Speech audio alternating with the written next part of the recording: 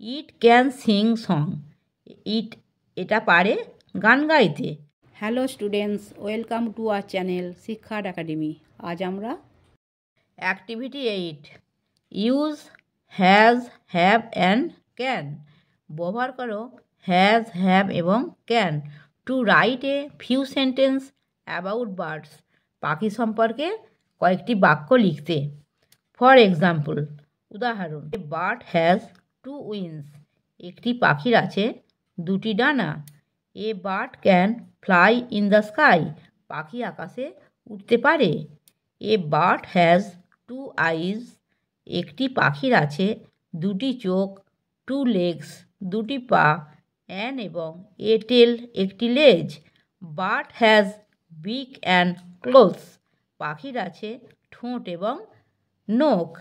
It can sing song. এটা পারে গান গাইতে। A bird can build nest. একটি পাখি পারে বাসা বাঁধতে। Bird can catch pray.